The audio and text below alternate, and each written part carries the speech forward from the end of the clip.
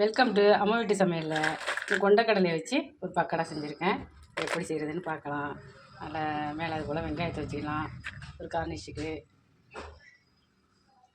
ஒரு கொத்து கருவேப்பிலையை போட்டுக்கலாம். நல்லா சூப்பராக செஞ்சு சாப்பிட்லாம். எப்படி செய்கிறதுன்னு பார்க்கலாம். இந்த கொண்டக்கடலையை வச்சு தான் பக்கோடா செய்ய போகிறேன். நல்ல கொண்டக்கடலையை ஒரு 4-5 மணி நேரம் ஊற வச்சு இல்லை ஒரு 3/4 பாகம் அளவு வேக வச்சு நம்ம எடுத்துக்கணும். எடுத்துகிட்டு நல்லா தண்ணியெல்லாம் வடிச்சிடணும். கொஞ்சம் உப்பு போட்டு வேக வச்சுக்கணும். ஒரு 2 ஸ்பூனு கடலை மாவு சேர்த்துக்கிறேன்.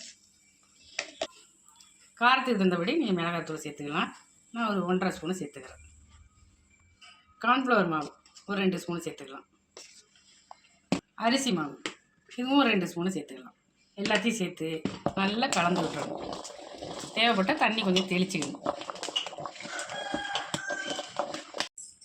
லைட்டாக இதில் உப்பு சேர்த்துக்கலாம். கொண்டக்கடலையில் உப்பு சேர்த்துருக்கேன். இதில் கொஞ்சமாக இப்போ சேர்த்துக்கிறேன்.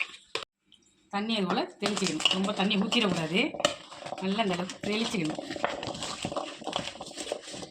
இஞ்சி பூண்டு பேஸ்ட்டு 1 ஸ்பூனு சேர்த்துக்கலாம். எல்லாத்தையும் நல்லா கலந்து விட்டுறணும். அடுப்பில் ஒரு ஃப்ரை பண்ணி வச்சுருக்கேன். எண்ணெயை சூடாக்கி இது போல் நம்ம போட்டு எடுத்துக்கலாம்.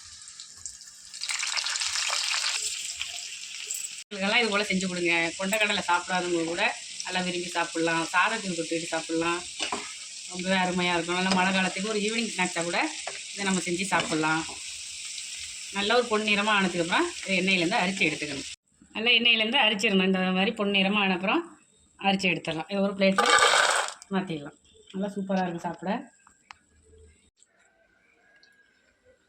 எல்லா கொண்டக்கடலை பக்கோடாவும் இது போல் போட்டு எடுத்தாச்சு. நல்லா கரகர முறுமுறுன்னு சூப்பராக இருக்கும்.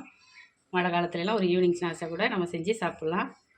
இது போல் நீங்களும் உங்கள் வீட்டில் செஞ்சு சாப்பிட்டு பாருங்கள். நெக்ஸ்ட் வீடியோவில் பார்க்கலாம். பாய்.